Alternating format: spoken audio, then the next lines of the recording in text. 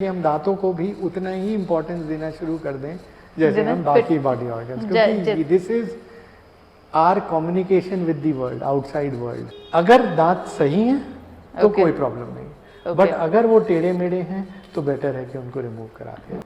हम खाने को, एक बच्चे को खाना खिलाएंगे और उसमें बोलेंगे इसमें इतना विटामिन है तू खा, इसमें इतना कार्बोहाइड्रेट है, he will not have, he will have a food because of the taste of that food. He likes the taste, we don't have to tell them, he will just grab it. A day without smile is a day wasted. अगर आप भी मुस्कुरा नहीं पा रहे हैं या आपको शर्म आ रही है मुस्कुराने में क्योंकि आपके दांत खूबसूरत नहीं हैं, तो इस खूबसूरती को बरकरार रखने के लिए आज हमारे साथ हैं doctor Rajat Mathur. Doctor Rajat Mathur is a famous endodontist जिनकी स्पेशलिटी माइक्रोस्कोप से रूट कैनाल ट्रीटमेंट करना है। Doctor Rajat Mathur and doctor Prerna Taneja एक वर्ल्ड क्लास क्लिनिक रन करते हैं with the name clinic Eximus, जो अपने तरीके का best in class dental and skin treatments आपको प्रोवाइड कराते हैं। So welcome to the show doctor Mathur. Thank you. Sir कैसे हैं आप? बिल्कुल बढ़िया, बहुत अच्छा। बहुत अच्छा लगा आप नवदुर्गा पॉडकास्ट पर आए। Sure, it's great pleasure to be with you. Sir ये बताइए हमें, हम आजकल कंफ्यूज रहते हैं ज़्यादातर होम मेकर्स कि बच्चों को कौन सी एज से हमें ब्रशिंग स्टार्ट करानी चाहिए? See this is a very very important question, because अगर दांतों का हमें ख्याल रखना है so it goes back to the time जब वो दांत सबसे पहली बार आ रहे हैं। ठीक है, क्योंकि दांत मैनेज करना अलग चीज़ है, हैबिट्स हमारी उसी टाइम से क्रिएट हो जाती हैं। सो वो अच्छी हैबिट अगर हमारी शुरू में ही बन जाए so that solves all the problem. So हमारे को क्लीन तभी से शुरू कर देनी है जब से पहला दांत मुंह में आ गया। ठीक है, ओके। सो नॉर्मली अब उस टाइम हम लोग ब्रश यूज़ नहीं कर सकते हैं क्योंकि बच्चे उस टाइम कोऑपरेट नहीं करते हैं। So we have small brushes, है ना, अपने कमर्शियल ब्रांड्स हैं, न्यूबी और बहुत सारे हैं जिसमें आप फिंगर के ऊपर वो ब्रश लगा सकते हो एंड जस्ट क्लीन इट। वो भी नहीं होता है तो जस्ट कॉटन को मॉइस्ट करके हम उसको गीला करके भी क्लीन कर सकते हैं। ओके। द प्रॉब्लम इज इस टाइम पे जो भी हमारा डाइट है दैट इज मेनली मिल्क। अब वो मिल्क इज अ शुगर और वो नॉर्मली दांतों के आसपास एक्यूमुलेटेड रहता है। It can lead to a lot of problems. हमने कई पेशेंट्स ऐसे देखे हैं जो 2 साल 4 साल 5 साल की रेंज में हैं जिनमें कि सभी दांत, दूध के दांत ब्लैक हो गए, सभी में कैविटीज हो गई हैं। द कॉज वॉज, इसको एक प्रॉपर टर्मिनोलॉजी होती है जिसको हम कहते हैं बेबी बॉटल केरीज या नर्सिंग बॉटल केरीज। अब हमें बहुत आदत होती है रात को बच्चे को सुलाने से पहले हम लोग दूध की बोतल देके बोलते हैं, सुला देते हैं जी। अब वो दूध रात भर दांतों के आसपास एक्यूमुलेट रहता है। दैट दूध इज बेसिकली सुक्रोज। तो जो भी वो शुगर है वो पूरा शुगर जो है सारा टाइम मुंह में घूम रहा है, एक्यूमुलेट रहेगा, टीथ के आसपास है। तो इसलिए हमें वहाँ पर बहुत बच्चों में देखने को मिला है कि ये it can lead to lot of teeth decay. तो अगर इसको हमें अवॉइड करना है तो हमें जब भी दूध दिया है उसके बाद हमें क्लीन कर देना। जैसे ही वो क्लीन हुआ तो हमारा प्रॉब्लम सॉर्ट आउट हो जाती है। So not only to this serious condition, even mild cavities can be prevented just by keeping our mouth clean. तो ब्रशिंग हमारी तब से शुरू हो जानी चाहिए जब से पहला दांत आए। ओके। सो जैसे आपने बताया कि 2 से 5 इयर्स के एज ब्रैकेट में भी कैविटीज आ जाती हैं। बिल्कुल बिल्कुल। ठीक है, तो क्या हमें उस एज पे ट्रीटमेंट कराना चाहिए या वो तो दूध के दांत है, कोई बात नहीं, टूटने ही है, पक्के दांत आएंगे, हमें उसका वेट करना चाहिए? This is the normal perception of everyone कि दूध के दांत हैं, ये तो गिर ही जाने हैं। तो जब गिर जाने हैं तो why should be bother about them. कौन बच्चों को कौन इतना, एक तो उनको इस ट्रॉमा के थ्रू लेके जाना कि डेंटल क्लिनिक पे लेके जाएं। But the important thing is अगर हमारे दांत में कैविटी लगी है, अगर वो टाइम पीरियड है कि वो दांत गिर ही जाना है 2 से 4 महीने 6 महीने में मैक्सिमम, तो हम उसको छोड़ सकते हैं। बट जहाँ पर वो ज़्यादा डीप है और या उसमें टाइम पीरियड अभी ज़्यादा है गिरने में, क्योंकि दूध के दांत ऐसा नहीं है कि सब दांत का एक रोल है, वो एक पर्टिकुलर टाइम पे ही गिरते हैं। अगर उस टाइम से पहले ही वो ख़त्म हो जाए या खोखला हो जाए या गल जाए, तो हमें ये समझना है कि परमानेंट टूथ आने में तो अभी बहुत टाइम है जी। तो इतना टाइम वो बच्चा च्यू कैसे करेगा। हमारा आजकल कितना ध्यान है बच्चों की न्यूट्रिशन पे कि हमें क्या टाइप का खाना देना है, बिल्कुल। बट सारा न्यूट्रिशन डाइजेस्ट तो मुंह में ही हो रहा है।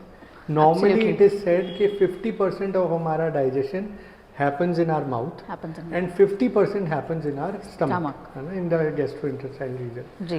अब अगर हमारे टीथ जो कि बच्चों के दांतों में 20 दांत ही होते हैं जी। उसमें से 2, 3, 4 में भी अगर कैविटीज लग गई हैं और बच्चा वहाँ से अवॉइड करने लगा है खाने के लिए, परमानेंट टीथ आने में अभी बहुत टाइम है, तो ऑब्वियसली च्यूइंग अब कॉम्प्रोमाइज हो रही है। Alright. On top of it अगर उसमें दर्द है तो वो बच्चा फिर अवॉइड करेगा। तो हमें इसलिए बहुत ज़रूरी है कि बच्चों के दांतों में भी अगर कैविटी हो तो उसको ट्रीट कराना है। And one more reason is, जब कैविटी शुरुआत होती है it is very easy to treat. हमने सिंपल उसको क्लीन किया, फिल कर दिया। हम वेट करते हैं कि ठीक है चल रहा है, खोखला दिख भी जाता है कई बार हमें, but we keep on waiting कि ये तो दूध का दांत ही है। ओके। बट वो अपने टाइम पे गिरे तो ठीक है, अगर पहले से ही वो कैविटी डीप हो गई है तो फिर हमें रूट कैनाल करना पड़ेगा। तो वो हमारा 1-2 सिटिंग और लंबा काम हो जाता है। तो इट इज़ ऑलवेज बेटर कि जैसे ही कैविटी दिखे हमें तभी उसको एड्रेस करना है। ओके सर, जैसे मैंने देखा है जनरली मदर्स मेरे को बताती हैं, डिस्कस करते हैं हम, बच्चों के आगे के टीथ में ना फ्रंट पे भी सेंटर ऑफ द टूथ में कीड़ा दिखने लगता है, कर्व्स में, कॉर्नर्स में। तो और फिर उसके वो टीथ उनको वेट करना चाहिए कि वो टीथ खुद गिरे या उसका ट्रीटमेंट इमीडिएट स्टेप लेकर करना चाहिए? देखिए, द अर्लियर द बेटर। जैसे ही कैविटी दिखी है तो हमारा एक तो पेन के चांसेस कम है, ट्रीटमेंट बहुत सिंपल है, नंबर ऑफ विजिट्स हमारे कम है, एक्सपेंसेस हमारे कम है। So all these things are minimal if we attend to it as early as possible. So the थोड़ा सा भी हमें वो ब्लैकेज दिखे ना, हमें तभी के तभी उसको फिलिंग करा लेनी चाहिए। I would go to other extent कि जब प्रॉब्लम ना हो तब भी हमें हर 6-6 महीने में चेकअप करना है, क्योंकि मोस्ट ऑफ द टाइम्स ये जो कैविटी है ये दांतों के साइड में होती है, वो हमें तब जाके दिखती है जब वो बहुत बड़ी हो जाती है। तो जब आप डेंटल चेकअप कराते हो विदाउट एनी प्रॉब्लम तो हमें वो पहले ही डिटेक्ट कर लेते हैं, तो वो बहुत पहले बढ़ जा सकती है। जी, ग्रेट। और ऐसा भी होता है जैसे बच्चों के दांत टूट रहे हैं, दूध के दांत टूटे और 7-8 इयर्स के बाद जब उनके पक्के दांत, परमानेंट वाले दांत आने शुरू हुए, अब ना बच्चों के टीथ में जनरली मैंने नोटिस किया, और मेरे भी कुछ फ्रेंड्स ने मुझे बताया कि उनके टीथ में गैप बहुत है। तो हमें ब्रेसेस तभी लगवाने चाहिए या हम उन्हें लेटर स्टेज पर लगवा सकते हैं? सी नॉर्मली व्हाट वी से is if you have gap between your milk teeth, अगर दूध के दांतों में गैप है दैट इज गुड। ओके। क्योंकि उसमें क्या है, एक तो वो क्लीन बहुत इजीली हो जाएगा, जी, ठीक है, क्योंकि बच्चों में थोड़ा सा ब्रशिंग कॉम्प्रोमाइज होती है, तो वो क्लीन रहेगा एरिया। एंड सेकेंडली ये जो जितना भी स्पेसेस हैं ये सब यूटिलाइज हो जाएंगे जब परमानेंट टीथ आएंगे, क्योंकि परमानेंट टीथ बड़े होते हैं साइज में। So that is why we normally say कि मिल्क टीथ में कभी भी हम लोग ब्रेसेस नहीं करते हैं। It has to be done in permanent teeth only. वो स्टेज हमारी 10 to 13 ईयर्स की स्टेज है जब हम ब्रेसेस शुरू कर सकते हैं, when all the teeth are permanent. Okay. क्या इसको हम जैसे किसी ने इग्नोर कर दिया कि वेट किया, तो क्या हम इसको लेटर स्टेज पर भी लगवा सकते हैं? Is it beneficial? There is no age limit now. We are doing patients of 50 years of age जिनका हम ब्रेसेस कर रहे हैं, ठीक है। So now the thing is कि हम कर किसी भी स्टेज पे सकते हैं, द अर्लियर द बेटर। क्योंकि जितना हम बड़े होते जाते हैं हम थोड़ा सा कॉन्शियस हो जाते हैं अपने का, क्योंकि ब्रेसेस का इलाज जो है, ट्रीटमेंट इज नॉट कि आज हमने किया और 2 सिटिंग में खत्म हो गया। It is minimum for 1 year. तो वो 1 साल का जो ट्रीटमेंट है उस टाइम वो ब्रेसेस लगे हैं। हालांकि आजकल तो इनविजिबल ब्रेसेस भी आ गए हैं, बट नॉर्मली जो हम देखते हैं वो स्टील वाले ब्रेसेस, वो अब एक 10, 11, 12 साल के बच्चा इतना अभी ना कॉस्मेटिकली कॉन्शियस नहीं होते हैं, हाँ आधे से ज़्यादा बच्चों की क्लास में लगे ही होते हैं, so they are much more comfortable with those steely braces as well. तो इसलिए that age is the best, but we can get it at any age now. Okay, is it painful braces? It is only initially थोड़ा सा uncomfortable है for 3-4 days, क्योंकि एकदम से हमने दांतों के ऊपर कुछ लगाया है, तो वो शुरू में थोड़ा सा अनकंफर्टेबल होता है, कई बार थोड़ा छाले हो जाते हैं. कुछ चीज़ें हैं, स्टिकी फूड है जो हम अवॉइड करने को बोलते हैं, अदरवाइज कुछ भी नहीं प्रॉब्लम होती है. मतलब मेरे दोनों बेटों का भी ब्रेसेस ट्रीटमेंट कराया है, they didn't take pain killer even for a single day. Alright. तो ऐसा कुछ भी मेजरली प्रॉब्लम नहीं है. और यहाँ पर मैं ब्रेसेस के बारे में एक जो धारणा है जनरली वो ज़रूर करेक्ट करना चाहूँगा. वो ये है कि नॉर्मली हम लोग ब्रेसेस कराते हैं with the purpose of cosmetic reasons होते हैं हमारे, कि दांत अच्छे नहीं लग रहे हैं. तो मैंने बहुत बार देखा है कि गर्ल्स में तो करा लेते हैं, बॉयज़ में इतना बॉदरेशन नहीं रहती है. ठीक है. So there are so many things कि हमें ये इस परसेप्शन से बाहर निकलना है that braces are not for cosmetic reasons. जी, ब्रेसेस का फंक्शनल रीजन है. जी. See we are doing braces क्योंकि दांत अलाइनमेंट में नहीं है, दांत थोड़े आगे पीछे हैं, दांत थोड़े ओवरलैपिंग हो सकते हैं, दांतों के बीच में गैप हो सकता है. इन सब चीज़ों को ठीक करने के लिए ब्रेसेस होता है. अब जब हम ये ब्रेसेस कर रहे हैं तो हम दांतों को अलाइनमेंट में ला रहे हैं. अब जब हम अलाइनमेंट में लाते हैं तो उसके एडवांटेजेस क्या हैं? उनको क्लीन करना बहुत आसान है. अब अगर आपके दांत ऐसे ओवरलैपिंग हैं तो उस जगह पे बीच में तो कभी ब्रश जा ही नहीं रहा. बिल्कुल. ठीक है ना. तो वो एरिया हमेशा गंदा रहेगा, और जहाँ पे भी गंदगी होगी वहाँ पे गम प्रॉब्लम होगी, वहाँ पर कैविटीज़ होंगी. तो आगे चल के आपके chances of cavities and gum problem are very high. So जैसे ही हमने वो ओवरलैपिंग को सीधा कर दिया, it becomes very easy to clean. Okay. Secondly, जब दांत हमारे आपस में ठीक से नहीं मिलते हैं, सी अब हम दो पत्थर को आपस में टकराएंगे तो वो घिसते हैं. But have we ever given this consideration to our teeth कि पूरी ज़िंदगी ये दांत आपस में टकराते रहते हैं और घिसते नहीं हैं? ऐसा क्यों? क्योंकि दांत अगर ठीक मिलते हैं, ठीक तरीके से मिलते हैं, तो वो लड़ाई नहीं होती बीच में. बट अगर हमारे दांतों का अलाइनमेंट ठीक नहीं है तो ये लड़ाई चलती रहती है. We have done patients of 30 years of age, 25 years of age, जहाँ पर सारे दांत घिस गए क्योंकि सही टाइम पे ब्रेसेस नहीं हुए. तो अगर हमारे ब्रेसेस सही टाइम पे हो जाते हैं तो ये सब प्रॉब्लम से हम बच जाते हैं. ओके. अब जब दांत अलाइनमेंट में है, जो चीज़ अलाइनमेंट में है, हार्मनी में है, वो ऑटोमेटिकली ही सुंदर दिखेगी. तो जो कॉस्मेटिक रीजंस हैं वो हम साथ के साथ अचीव कर लेते हैं, but that is not our prime reason to do that treatment. Our prime reason is functional, कि आप दांत क्लीन कर सको, दांतों का आपस में जो बाइटिंग रिलेशनशिप है वो बिल्कुल ठीक रहे, and that is the main reason why we should go for braces. Okay. So the quick tip over here is कि आपको टाइम टू टाइम अपनी ओरल और डेंटल केयर का ध्यान ज़रूर रखना है. 6 महीने में एक बार डॉक्टर को ज़रूर दिखाना है. आप फिट हैं, आपके दांत फिट हैं तो ये तो बेस्ट है, बट स्टिल आपको एक बार डॉक्टर को ज़रूर दिखाना चाहिए, ताकि अगर कुछ छोटी मोटी प्रॉब्लम भी है तो आप उसको टाइम पर पहचान सकें और उसका ट्रीटमेंट करा सकें. और जैसे कि डॉक्टर ने बताया कि अगर आपको रिक्वायरमेंट है तो आप टाइम पे अगर डॉक्टर उसको डायग्नोज करके आपको बता सकते हैं कि आपको ब्रेसेस की नीड है या नहीं. और अगर आपके टीथ इक्वल हैं, वो जैसे सर ने बताया 2 पत्थर हैं आपस में टकराएंगे नहीं, अगर वो इक्विवेलेंट है, और अगर वो अनइक्वल हैं, इम्बैलेंस में हैं, तो वो टकराएंगे तो आप सोचो 30 की एज तक आपके दांत ही चले जाएंगे, तो आप अपने स्वीट टूथ कैसे एंजॉय करोगे. सो बी बिवेयर और टाइम टाइम पर अपना ध्यान रखते रहिए और डेंटल ट्रीटमेंट्स लेते रहिए. सर जैसे आपने बताया कि जैसे गर्ल्स थोड़ी कॉन्शियस होती हैं तो वो अपनी पर्सनालिटी को लेके और अपनी प्रेजेंस को लेकर बहुत कॉन्शियस रहती हैं, तो वो ब्रेसेस की तरफ जाती हैं. पर हमारे बॉयज़ जो थोड़े ढीले ढाले हैं, तो जैसे वो ब्रेसेस की तरफ नहीं जाना चाहते, तो क्या वो क्लीनिंग प्रोसेस की तरफ जा सकते हैं? क्या उससे कुछ दांत घिसते हैं? जनरली लोगों का परसेप्शन होता है हम क्लीनिंग कराएंगे, नहीं नहीं हमारे दांत घिस जाएंगे. सो यहाँ पर ना एक्चुअली में there is no gender discrimination here. हमें सफाई विदाउट जेंडर बायस के रखनी ही है, बिकॉज चाहे फीमेल हो चाहे मेल हो, बॉय हो गर्ल हो, अगर दांतों के आसपास गंदगी है it will lead to cavity, it will lead to gum problem, ठीक है। सो क्लीनिंग का प्रोसेस चाहे हम ब्रेसेस करें या नहीं करें, हमें क्लीनिंग का प्रोसेस तो रेगुलर रखना है। Okay, there is one rule which I want to spread in every family कि हमें जितने भी लोग हैं फैमिली में हर 6 महीने में सफाई करानी ही करानी।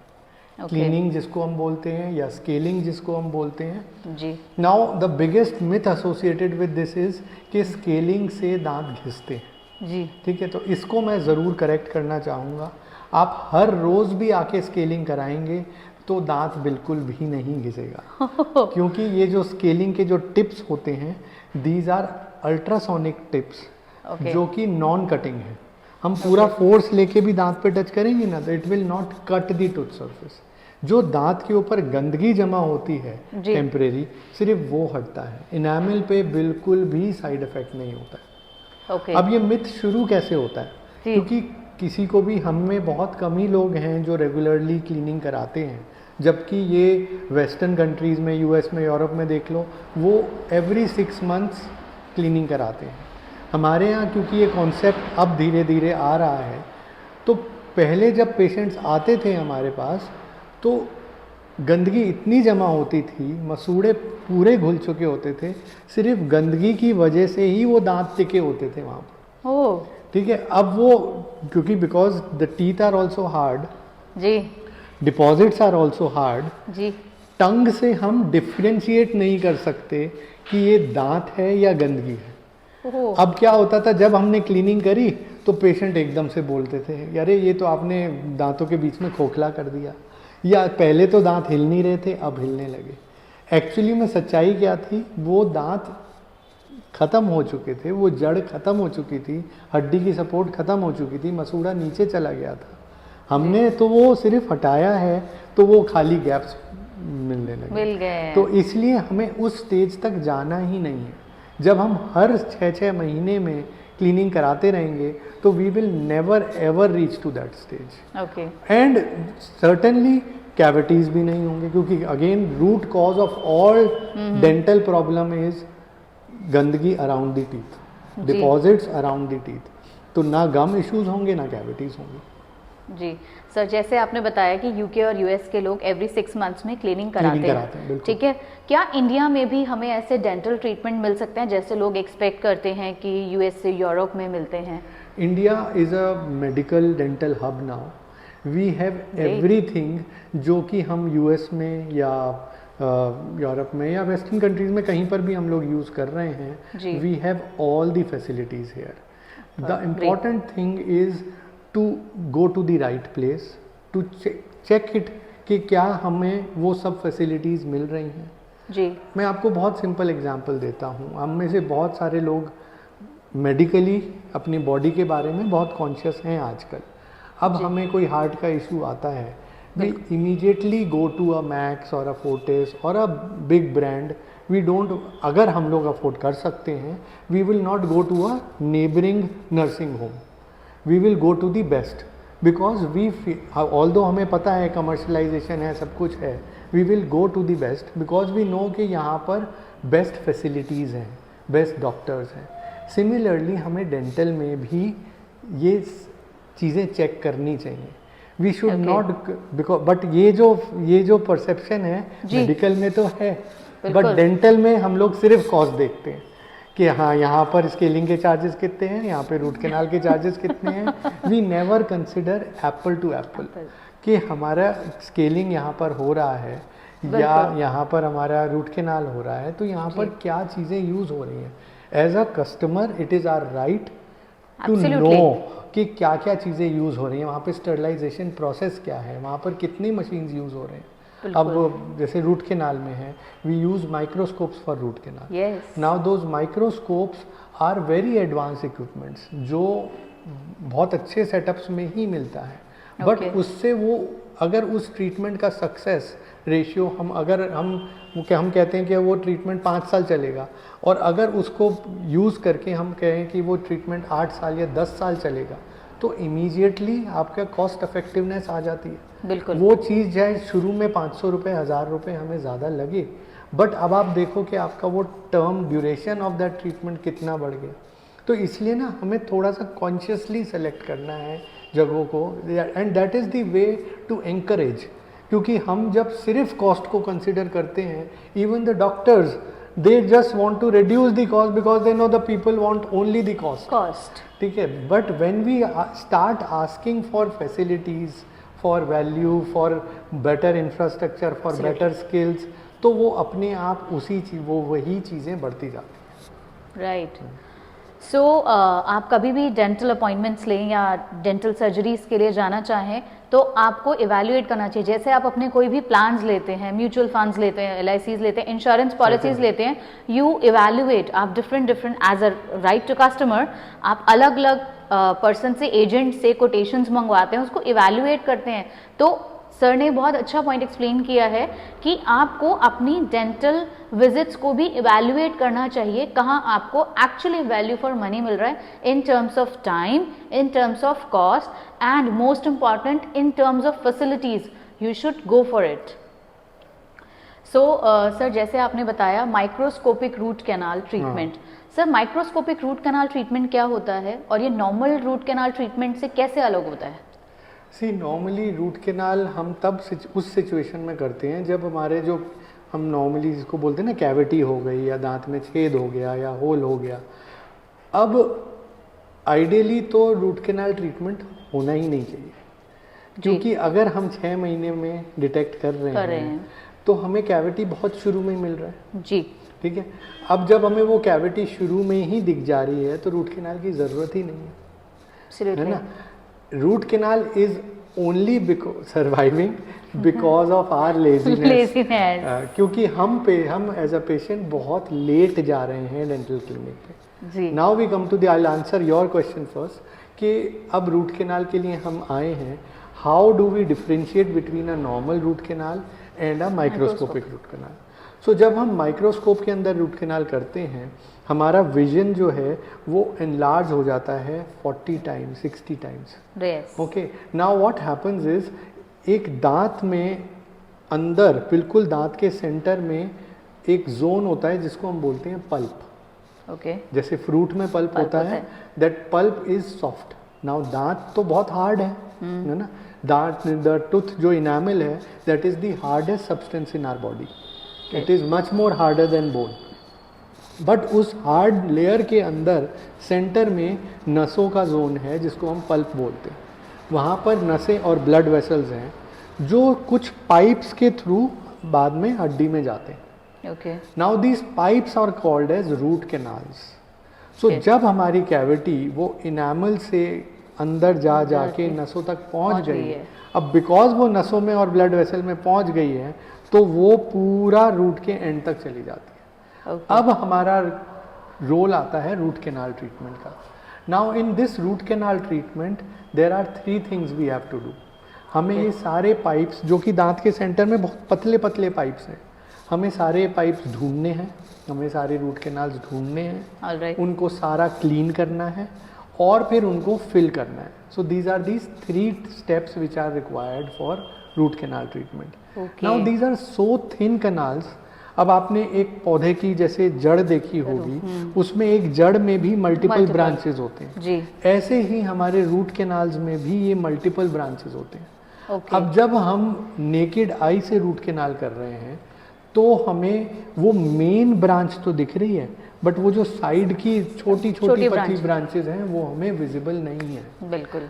अब जो चीज़ हमने दिखी नहीं उसको हम साफ कैसे करेंगे, जो चीज़ साफ नहीं हुई उसको भरेंगे कैसे? ठीक है, तो हमारा एंटायर प्रोसेस कॉम्प्रोमाइज़ हो गया। हम लोग डेंटल ट्रीटमेंट सेल करते हैं परमानेंट ट्रीटमेंट, बट हमने बहुत सारे बैक्टीरिया तो अंदर छोड़ ही दिए क्योंकि हमें वो दिखे ही नहीं। So that is the main difference between a root canal and normal root canal and microscopic root canal. Microscope के अंदर आपको वो सारे छोटे छोटे ब्रांचेज, एक्स्ट्रा कैनाल्स सब कुछ दिख जाते हैं। जब दिख जाते हैं तो हम उसको क्लीन कर पाते हैं, जब क्लीन कर पाते हैं तो उसे फिल भी कर पाते हैं. So there are lot of other things which are also required while doing a microscopic root canal, जैसे lasers use होते हैं disinfection में. There are two different machines which are used. One is to do the cleaning process, जिसको हम rotary endo root canal बोलते हैं. Then there is a apex locator जो root के एंड को 0.01 एक्यूरेसी mm तक एक्यूरेसी तक बता देता है. तो ये सारी चीज़ें जब हम इन टोटलिटी यूज़ करते हैं, that makes a root canal a very long lasting root canal. Please listen to these words. Still it is not permanent. ठीक है, हम लोग सोचते हैं कि हमने पैसे दिए हैं, हमने ट्रीटमेंट कराया है, दिस इज़ परमानेंट. परमानेंट सिर्फ जो भगवान ने दिया है, नेचर ने दिया है, सिर्फ वो है. हम अच्छे से अच्छा इक्विपमेंट स्किल्स यूज़ करके भी नेचर के थोड़ा सा पास जा पाते हैं, नेचर जैसा नहीं कर सकते. दैट्स व्हाई वी से long lasting and not permanent. And ये जो मैंने आपको अभी सेटअप बताया है, the same setup is used in US और कनाडा और यूरोप. सब जगह यही मोस्ट एडवांस चीज़ें हैं which are very easily available in India as well. Great, superb. So sir, जैसे हमारे बच्चे हैं अब आजकल स्वीट्स इतनी खाते हैं, चॉकलेट स्पेशली बहुत खाते हैं, जिसकी वजह से उनके टीथ में बहुत अर्ली स्टेज पर कैविटीज आने लग गई हैं. तो बच्चों का ट्रीटमेंट कैसे कराया जाए? बच्चे को तो हैंडल करना बड़ा मुश्किल है. सो यहाँ पर दो चीज़ें हैं जी. एक तो हमें इस चीज़ को पे भी बहुत ज़रूरी जानना है कि हम क्या खा रहे हैं जी, कैसे क्लीनिंग कर रहे हैं. So first I will talk about this aspect, then I will come to कि बच्चों को हैंडल कैसे करना है जी. ठीक है. आपकी मेरी एज अप्रॉक्सीमेटली, मैं थोड़ा बड़ा हूँगा आपसे, but we have never eaten so many chocolates in our life. Absolutely. ठीक है. Why is it that our kids are exposed to so much sweet or chocolates? जी. ये क्वेश्चन हमें अपने आप से ही पूछना है. ठीक है, सच्ची बात है. ये सब चीज़ें हमने ही अपने फ्रिज में, अपने टेबल टॉप्स पे रखी हुई हैं. बिल्कुल. और जो चीज़ इजीली अवेलेबल है वो आते जाते हैं, हम लोग खाएंगे, हम खुद भी खाएंगे और बच्चे भी खाएंगे. We can not stop that. So as a parent it becomes it is a role. we सिर्फ यही हमारा काम नहीं है कि हम उनको नरिशमेंट दें, खाना दें. it is very important we give them the right things. it is not at all necessary कि उनको रोज़ चॉकलेट खानी, कि उसका वो न्यूट्रिशन जो है वो इतना अमेजिंग नहीं है कि हमें उसके बिना बच्चों वीक हो जाएंगे या वो नहीं मिलेगा. ठीक है. So that is something which we have to think कि हाँ ठीक है, I don't want to deny them, it is a comfort food. जैसे हम हर रोज़ पिज़्ज़ा बर्गर नहीं खाते हैं, we can make it a weekend rule कि आपने सैटरडे को खा लिया. ठीक है. there is one more thing here कि हमारा timing of that sweet is also very important. आपने एक चॉकलेट खानी है, वो आपने दिन में 4 बार में खाई, या आपने पूरी एक चॉकलेट खाने के साथ में खा ली, इससे भी हमारा फर्क पड़ता है. वो सेम क्वांटिटी आप खा रहे हो, अगर आपने दिन में 4 बार खाई है इन बिटवीन योर मील्स, वो ज़्यादा नुकसान करेगी रादर देन मील के साथ में आपने पूरी वही खा ली. क्योंकि हम क्या करते हैं, नॉर्मली हम जब भी खाना खा रहे हैं हम उसके बाद रिंस ज़रूर करते हैं, कुल्ला ज़रूर करते हैं.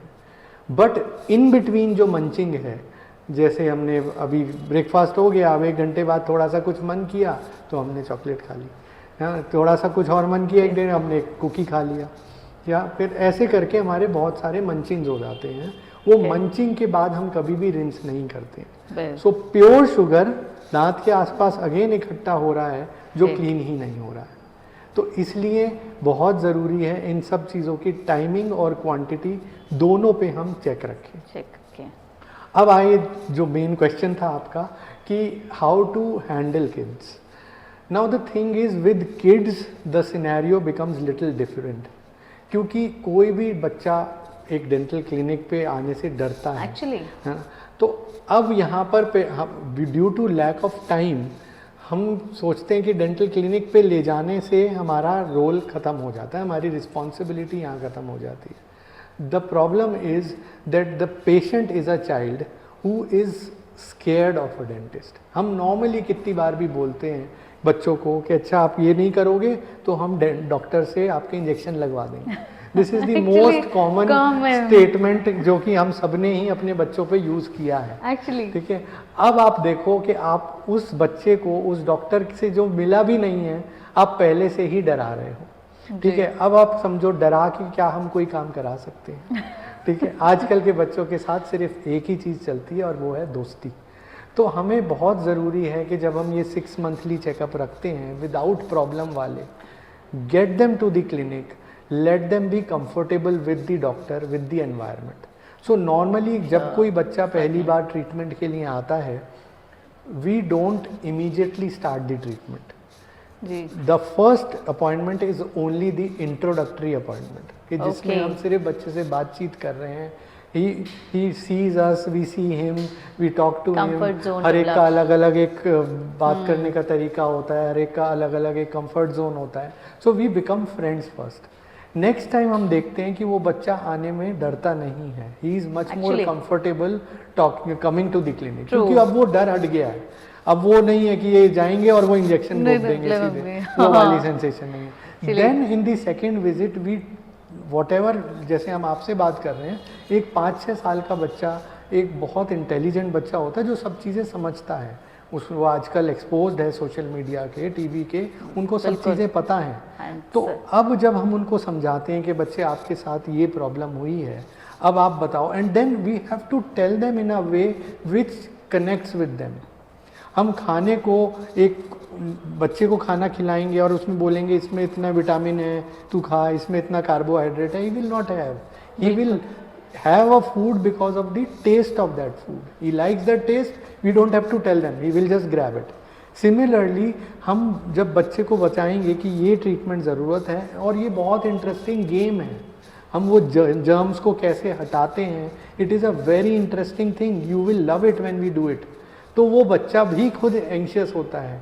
Then we show them, first we show them on a model, तो वो बच्चा खुद समझता है अरे ये तो एक वीडियो गेम के जैसा ही है जो हम नॉर्मली खेलते हैं, now they are doing it in my mouth. बिल्कुल ठीक है। अब आती है एक्चुअल प्रॉब्लम एरियाज कि जब वो कैविटी डीप हो गई, and then when we know कि अब ड्रिल करते टाइम बच्चों को दर्द होगा, ऐसे कंडीशन में हमें कुछ चीज़ों की सपोर्ट लेनी होती है। One is the use of laughing gas. This is a revolutionary thing specially for the kids, क्योंकि क्या होता है, this is a combination of nitrous oxide oxygen gas. ये जैसे ही हम बच्चों को देते हैं, किसी भी एज ग्रुप में दे सकते हैं, इसके कोई साइड इफेक्ट्स नहीं है। The moment we give this, बच्चा एक हैप्पी जोन में चला जाता है, बेहोश नहीं होता है, टोटली कॉन्शियस है। मैं उनसे बोलूँगा मुंह खोलो, वो पूरा मुंह खोलेंगे, सब कुछ रिस्पॉन्ड करेंगे, but he is in a happy zone. ठीक है, अब वो हैप्पी जोन में एंड एक जनरल थोड़ा सा सुन्न हो जाता है। तो उसके बाद जब अगर हम बच्चे को इंजेक्शन भी दे रहे हैं, first of all we don't use this term injection, we use the term medicine, that makes it more comfortable for them. जब वो करते हैं बच्चों को पता भी नहीं चलता है और हम इंजेक्शन भी दे देते हैं और सारा ट्रीटमेंट। अब बच्चों का मेनली डर होता है इंजेक्शन का दर्द और ट्रीटमेंट के दौरान ड्रिलिंग का दर्द।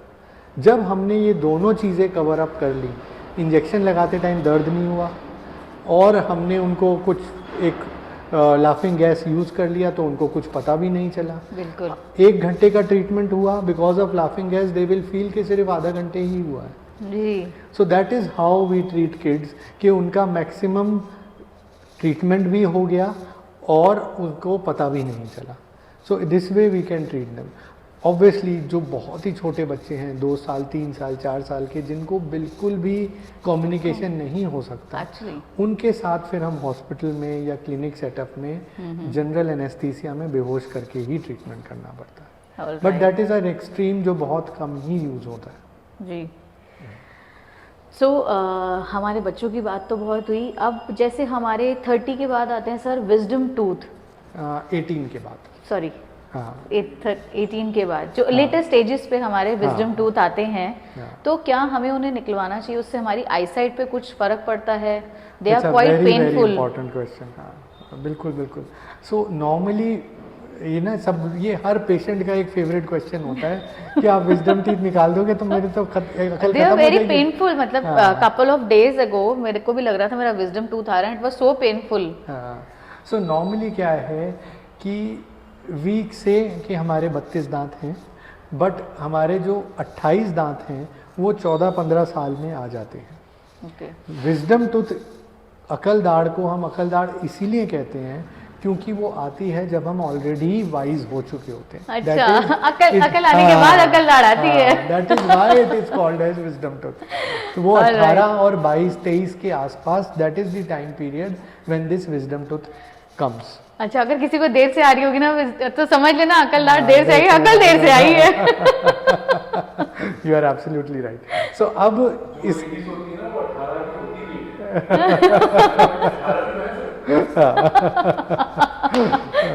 तो अब जब ये विजडम टूथ आता है, बाकी सब दांत हमारी जगह ले चुके होते।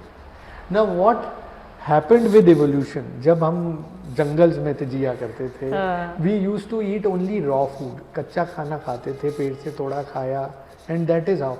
तो उस टाइम हमारा बॉडी स्ट्रक्चर, हमारा जॉ स्ट्रक्चर बहुत बड़ा होता था। Right. तो 32 दांत बहुत इजीली फिट इन हो जाते थे उस जॉ स्ट्रक्चर में। Now what has happened with time is कि हम कुक फूड खाने लगे हैं, सॉफ्ट फूड खाने लगे हैं। अब वो रॉ फूड हम नहीं है, हमारे तो सैलेड्स भी अब कम कम होते जा रहे हैं, ठीक है। तो इसलिए हमारे जॉ साइज जो है विद एवोल्यूशन छोटा हो गया, बट नंबर ऑफ टीथ अभी भी वही है 32। तो इसलिए more than 80% of the times what happens कि 28 दांत तो ठीक आ जाते हैं, अकल दाढ़ के लिए बेचारे के लिए जगह ही नहीं बचती। तो इसलिए वो थोड़ा सा आगे, थोड़ा सा पीछे, थोड़ा सा जितनी जगह बची उतना आ गया। Now here starts the problem.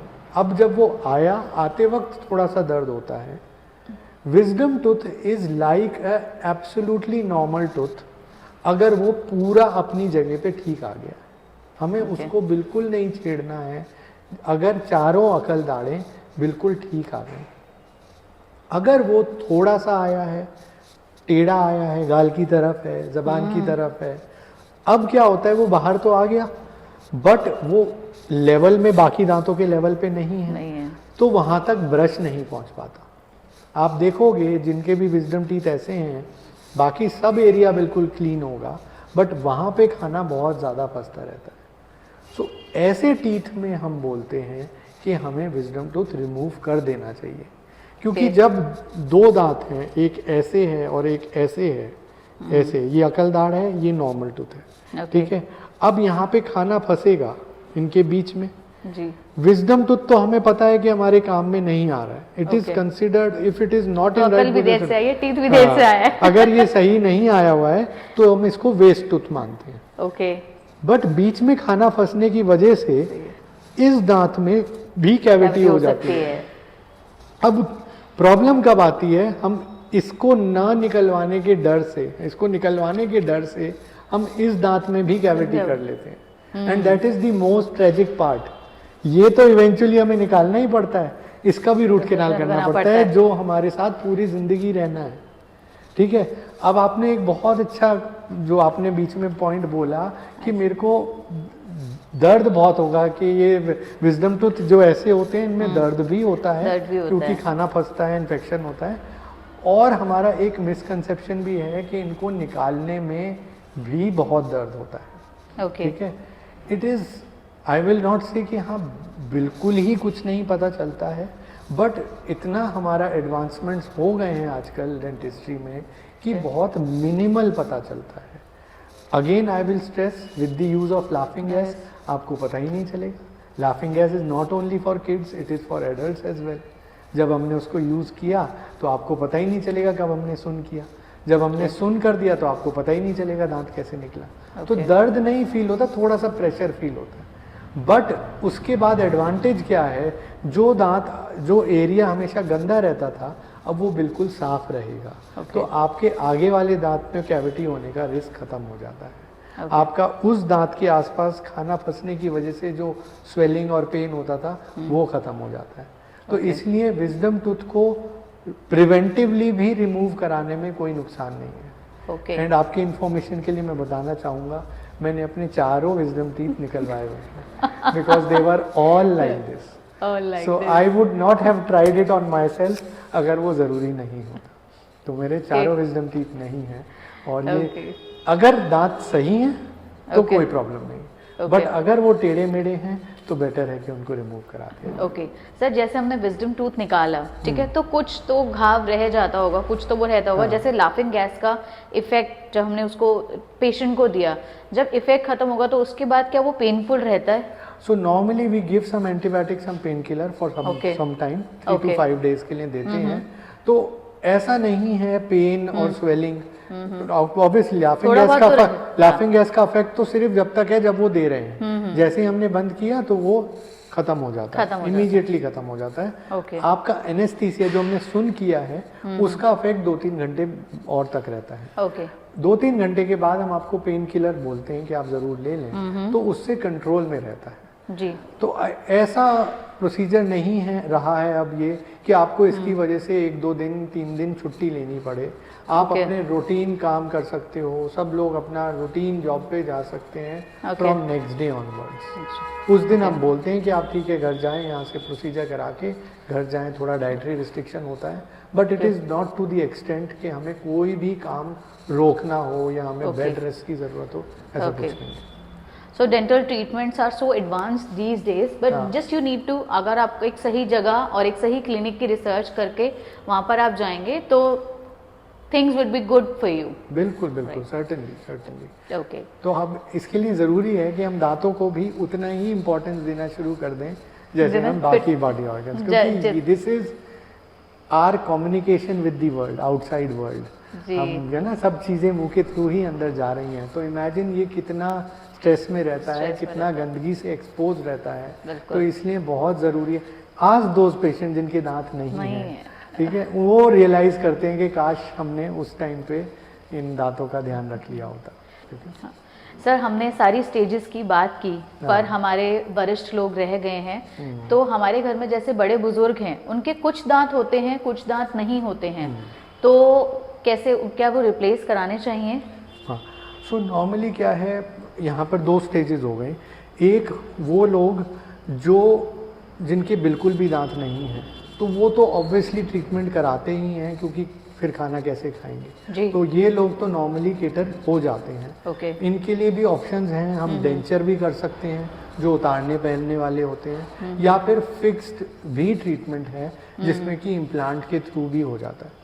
Normally इस एज ग्रुप में ना, इस स्टेज वालों में ये क्वेश्चन आता है क्या मेरे फिक्स दांत हो सकते हैं, क्योंकि वो रिमूवेबल का एक थोड़ा सा इनकन्वीनियंस तो रहता ही है.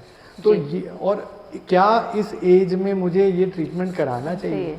मैं ये कहता हूँ कि अगर आपका अब ओल्ड एज में जब आपके दांत नहीं है, देयर क्वालिटी ऑफ लाइफ हमारी कभी भी कम नहीं होनी चाहिए, चाहे वो 1 साल जी रहे हों या अगले 10 साल जीना हो. तो उसके लिए हम इम्प्लांट्स का रास्ता ले सकते हैं, जिससे कि उनका ट्रीटमेंट फिक्स हो सकता है. ठीक है, तो ये हो गई बात उनके लिए जिसमें कि दांत बिल्कुल भी नहीं थे. प्रॉब्लम उन एरियाज में आ रही है जहाँ पे लोगों के कुछ दांत हैं और कुछ नहीं है. Now the thing is that we always अपने आप को हम वैल्यू कम देते हैं. हम ये सोचते हैं ज़रूरत के हिसाब से पहले इनको मिल जाए, घर वाले बाकी सबको मिल जाए. हम अपना ध्यान कम से कम रखते हैं, हमारी तरफ वजह से किसी और को परेशानी ना हो. बिल्कुल. Now the problem is that क्योंकि कुछ दांत रह गए हैं तो हम खाना मैनेज तो कर पा रहे हैं क्योंकि कुछ दांत हैं. अब उससे प्रॉब्लम क्या हो रही है, बट अगेन अगर कुछ दांतों से ही मैनेज हो पाती तो क्या नेचर ने ही हमें कम दांत नहीं दिए होते? है ना? हमें नेचर ने 28 दांत या 32 दांत दिए हैं क्योंकि वो ज़रूरी है जी. अब कुछ दांत रख के हम लोग खाना च्यू तो कर पाते हैं, बट माउथ में जितने, जैसे हमने पहले भी डिस्कस किया था, 50% च्यूइंग होनी चाहिए, वो च्यूइंग कम हो जाती है. आपने देखा होगा ओल्ड एज में लोग बड़े परेशान रहते हैं, एसिडिटी, गैस, ये सब प्रॉब्लम्स ना बहुत कॉमन है जी. The reason is this only, क्योंकि माउथ में जो 50% खाना हजम होना था वो अब सिर्फ 20% हो पा रहा है. बिल्कुल. सारा बोझ अब नीचे जा रहा है 80%. पेट पे और बाकी एरिया पे कि वो डाइजेस्ट करे, तो वो खाना नहीं पचेगा प्रॉपरली, इसलिए हमें गैस भी होगी और इसीलिए हमें एसिडिटी की प्रॉब्लम्स भी होती हैं। तो इसलिए जो दांत निकला है वो रिप्लेस ज़रूर होना चाहिए, चाहे वो डेंचर के थ्रू हो, चाहे वो इम्प्लांट के थ्रू हो। तरीका आप अपने बजट के हिसाब से, अपने कन्वीनियंस के हिसाब से चूज करें, बट रिप्लेसमेंट ज़रूर करें। चाहे वो कोई भी दांत निकला हो, उसे हमें रिप्लेस ज़रूर करना है, अकल दाढ़ के अलावा, विजडम टूथ के अलावा। जी, ओके सर। हम एक लास्ट क्वेश्चन आपसे, हमारे व्यूअर्स के साथ आप कुछ टिप्स और ट्रिक्स शेयर करेंगे ताकि वो अपने स्वीट टूथ बरकरार रख सके? ज़रूर। सो सम बेसिक टिप्स इज कि जो हमारा बीच बीच में आए भी थे, अब मैं उसको सम अप कर देता हूँ कि हमारे जो क्लीनिंग और ईटिंग हैबिट्स हैं उसके बारे में। एक तो सबसे पहला पॉइंट इज कि कुछ भी हम खाएं, हमें उसको उसके बाद रिंस करना है। ओके। तो चाहे वो हमने एक ड्राई फ्रूट खाया हो, चाहे हमने बीच में कोई फ्रूट लिया हो, हमें उसके बाद रिंस ज़रूर करना है। अब हम किसी मीटिंग में हैं तो इमीडिएटली बाहर नहीं भागना है, एज सून एज पॉसिबल, जब आपका मीटिंग खत्म हो आपने रिंस करना है, ठीक है। सेकेंड थिंग इज स्केलिंग, जो कि क्लीनिंग होता है, वो प्रोफेशनली हमें क्लिनिक पे कराना ही कराना है जी। थर्ड थिंग इज कि दांतों के बीच में कई बार खाना फंस जाता है, ओके, ठीक है। हम लोग ये समझते हैं कि ब्रश से सब कुछ क्लीन हो जाता है, नॉर्मली वो ब्रश से सरफेस तो क्लीन हो जाता है, जो दांतों के बीच में फंसा है वो नहीं क्लीन होता है। बिल्कुल। अब ऐसे में हम हर एक को बोलते हैं फ्लॉस करो, एक वो धागा टाइप का होता है जिससे हम बोलते हैं कि आप उससे क्लीन करें, बट करता कोई भी नहीं है, क्योंकि एंड ऑफ द डे रात को जो हम करते हैं ब्रशिंग, तो उस टाइम इतने टायर्ड होते हैं कि हम कर ही नहीं पाते। तो इसलिए एक आजकल मशीन्स आ गई हैं, वाटर फ्लॉसर बोलते हैं उसको, इजीली कोई भी आपका ई कॉमर्स साइट्स पे मिल जाएंगे, आपको बाहर केमिस्ट पे भी मिल जाएंगे। Water flossers are the best way कि दांतों के बीच में जो फंसा है वो क्लीन हो जाएगा। Okay, so that is one thing which I want कि everybody should have it at their home, जिससे कि आप अपने दांतों को जो बीच का एरिया है वो क्लीन कर सकें। एंड ऑब्वियसली ये पॉइंट मैं फिर से स्ट्रेस करूंगा कि हमें ब्रशिंग 2 बार ज़रूर करनी है। ये एक नियम है जो कि इससे हमें नहीं हटना है। हम रात को 1 बजे 2 बजे भी पार्टी से आ रहे हैं, हमें ब्रश करके ही सोना है। ओके। हम बच्चों को बोलते हैं कि रात का नहीं करते हैं, वो तभी नहीं करेंगे जब वो देखेंगे कि हमने नहीं किया। So we have to be the ideal for our children. हमें खुद 2 बार करना है, हमें उनको फिर बोलने की जरूरत नहीं पड़ेगी, वो हमें देख के ही खुद ही करेंगे। बिल्कुल बिल्कुल सच्ची बात है। So these are regarding the 4 basic things जी। इसमें मैं एक चीज जरूर ऐड ऑन करूंगा कि जब हमारे दांत इरेगुलर हों तो हमारे बेस्ट ऑफ एफर्ट्स के बाद भी क्लीनिंग नहीं हो पाती, क्योंकि दांत ही इरेगुलर है। ऐसे में हम ब्रेसेस का सपोर्ट लें। ब्रेसेस जो है इनविजिबल भी हैं, नॉर्मल सिरेमिक टाइप के हैं जो बहुत कम दिखते हैं, और वो मेटल वाले भी हैं। So there are lot of options available to cater to each and every age group. Okay, ठीक है। जो इनविजिबल वाले हैं वो तो फिक्स भी नहीं है, वो रिमूवेबल है। Okay. तो वो बहुत कन्वीनियंट हो जाता है, मतलब आप पूरा दिन पहन के रख सकते हो, किसी को पता भी नहीं चलेगा कि आपने ब्रेसेस पहने हुए। ओके। और एडवांटेजेस इतने हैं ब्रेसेस के कि जैसे ही आपके दांत अलाइनमेंट हुए, सारी दांत की बाइट की लड़ाई खत्म हो गई, क्लीन करना आसान हो गया, दिखने में बहुत सुंदर लगते हैं। So the advantages are too much for that little bit of discomfort for about an year. So these are the 5 tips which I want to give. Thank you so much, it has been a great session with you and बहुत बहुत शुक्रिया आपका अपने valuable time और information sharing के लिए। It was a pleasure being with you. Have a good day. Thank you, bye bye.